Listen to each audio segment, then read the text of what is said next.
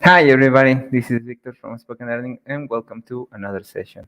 Today, I'm going to talk very briefly about acentos. Acentos are a very, very important part of the Spanish language because through them we remember how to pronounce properly the words, the intonation that we need to give them, and what is the equivalent in English to the stress syllables. Let's go to it. The thing is that we need to see them because there are four categories of them. So as you can see over here, it says that el acento es la fuerza o énfasis con la que se pronuncia la sílaba. Todas las palabras tienen una sílaba tónica. As I was explaining, the acento is the word, it's the apostrophe that marks where do you make like that stress syllable, that's a stress pronunciation that you use, like como in certain kinds of words. All of the words has a stress syllable, una sílaba tónica, stress syllable. El acento puede ser ortográfico, que se escribe, o prosódico, que no se escribe. So even all of the words have this acento thing or this stress syllable, esta sílaba tónica. You might see them in certain words or not. Like there are some words that even though they require acento, you do not see it. Like it's not there, but you can listen to the intonation when you pronounce the word. Sílaba tónica es aquella que se pronuncia más fuerte y la átona la que no se acentúa. So that's what I was saying. The sílaba tónica is the one that you pronounce strongly, the one that you like, put the emphasis on the word for it to sound properly and correct. Some examples of that. Algunos ejemplos son en la palabra pizarrón. Pizarrón meaning board. Pizarrón. As you can notice, the strong part, the word, the strength is on ron. Pizarrón. And the next part es la sílaba tónica de esta palabra en emperador, emperador. So this is dor, where you put the strong part, dor. Y en exponer, exponer. This is where you put the sílaba tónica. Now, these ones are important because you have to categorize them. There are categories for these kind of words. The first one is being agudas. Agudas is when the last syllable is the stress syllable or la sílaba tónica, the last syllable. Like in the examples we have here, colibrí, the strong sound, it's at the end, brí, colibrí, jabón, jabón, borrador, borrador y café, café.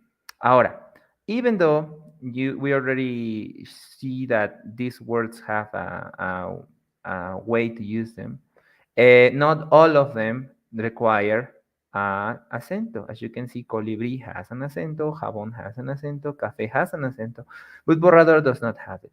That is because the rule says that these words agudas, the one that has the stress syllable, la sílaba tónica on the last syllable, they require acento. They require for you to put the actual acento only and only if they finish with an S, with an N, or with a vowel.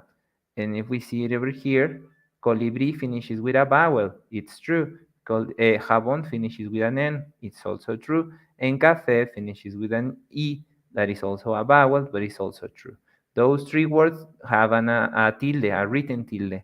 But borrador, even though it's dor, borrador, it does not require a tilde. So it's just borrador. Now, the next part is graves o llanas. Graves o llanas are the ones that have the sílaba tónica right immediately after the next one, which is the second to last. The stress syllable is going to be the second to last, and that's when you can say ángel, árbol, origen, manzana. And that's how you do it, that's how you pronounce it. Same situation. There is a special case when these words, all of these words, will have pronunciation. They will have when you actually put the tilde and when you don't put it. Ángel, you put it. Árbol, you put it. Origen and manzana, you do not put it. What is the logic that it follows? Well, it's very simple. N, S, O vocal are the exception here. All of the words that finishing with N, S, or vowel, they do not require written tilde. or written acento. It's the opposite of these words. The agudas, it's the one that finishes with N, with S or vowel, the ones that you put the tilde, and in the graves o llanas, the ones that finishes with N, S or vowel, the ones that you do not put tilde.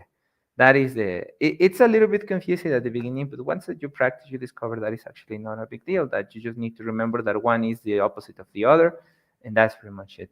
And then also we have other two categories, which is las esdrújulas.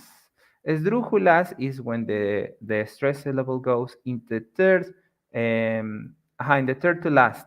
So it's agudas, graves, and esdrújulas. Esdrújulas is when they have the stress syllable in the third one. How do you know? Célula, brújula, teléfono. Can you see? Tele, bru, se, página, rótulo, pájaro.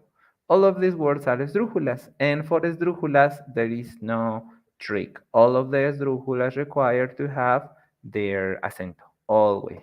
And finally, final category, sobreesdrújulas. Sobreesdrújulas are words that have after, even after the third one, fourth or fifth to last. That is sobreesdrújulas. And again, all of the sobreesdrújulas words require a tilde. Ágilmente, básicamente, cómodamente, enérgicamente, sorry for that one, enérgicamente, fríamente, guárdamelo. All of these words, as you can listen, the sound is very much at the beginning, and then the rest of the word is flat, flat, flat, flat, flat. And that's pretty much it. These four categories that you use to recognize syllables and stress syllables, sílabas tónicas in Spanish. And I hope that you found it useful. That was pretty much for me. That is all for my part. Thank you so much for your attention. And remember that in spoken learning you can always call or text 832-413-3166 in order to enroll and learn more about Spanish. Spanish is a very rich language, and if you want to learn it, we are here to help you. Don't forget, you can always call or text 832-413-3166 in order to enroll, and I will see you next time.